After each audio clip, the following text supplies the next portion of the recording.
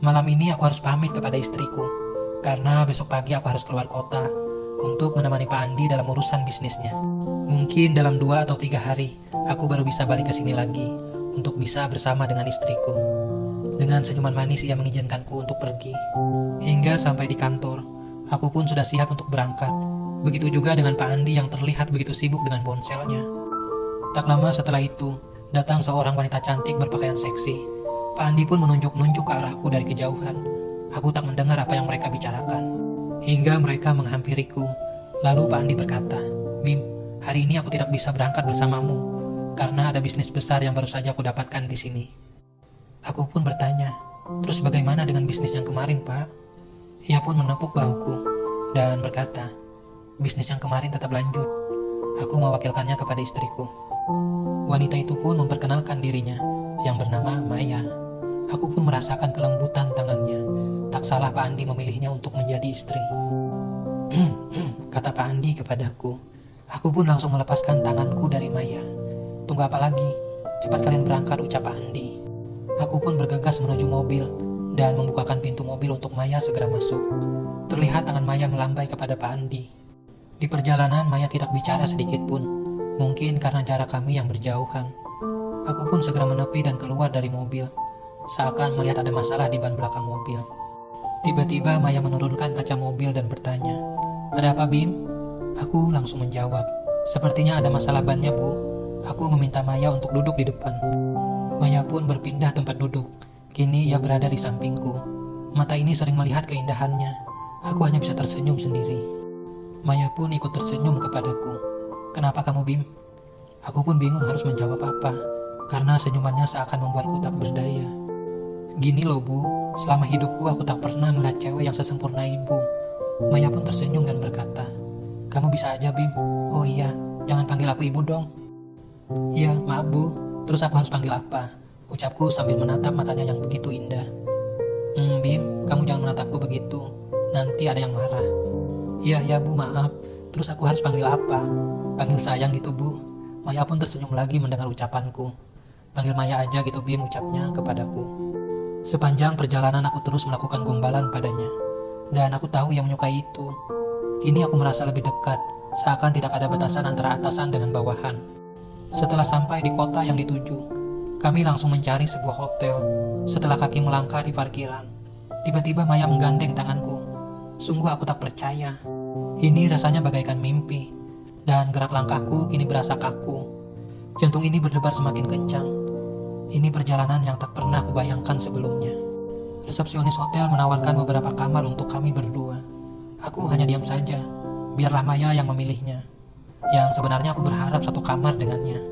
Ya, sayang sekali ia memesan 2 kamar, dan pastinya kami akan berpisah. Untunglah kamar kami tidak jauh dan hanya bersebelahan. Dia 011 dan aku 012. Aku langsung merebahkan tubuhku yang lelah ini.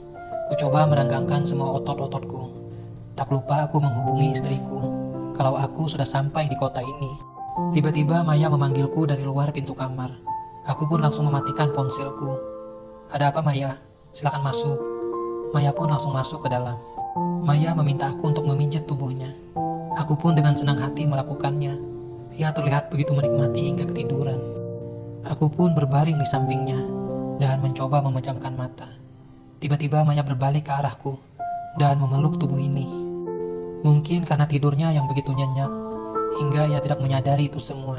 Aku coba memandangi tubuhnya yang indah, hingga aku tak kuat lagi. Mata ini tidak bisa terpejam. Pikiranku terus melayang.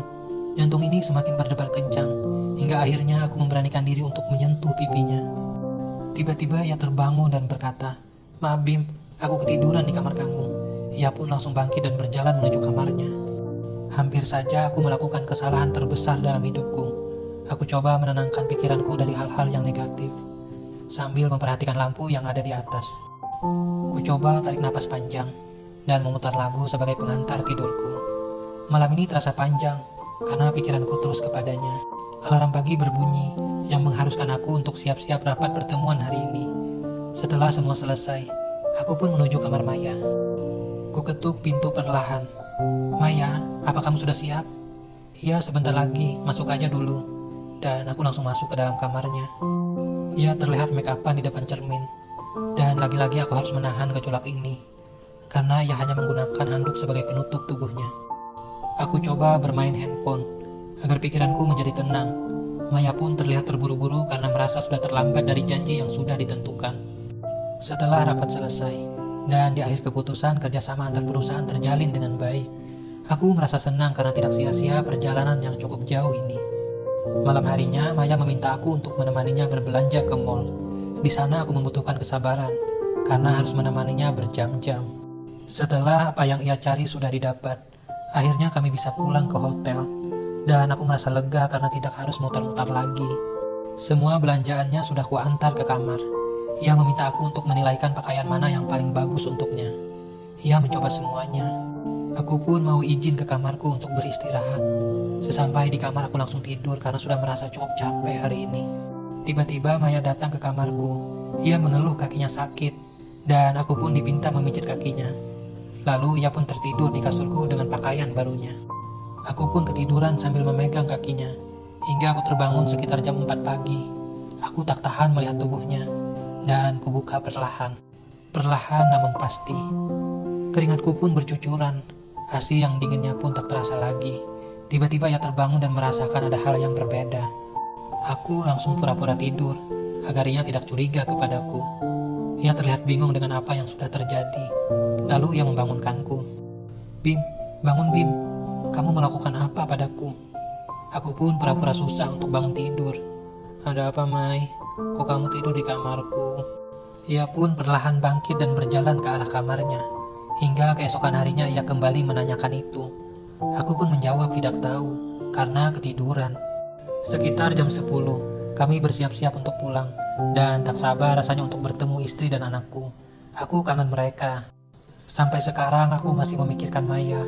Kenapa di malam itu ia terbangun di saat-saat puncak, dan semua terasa gagal.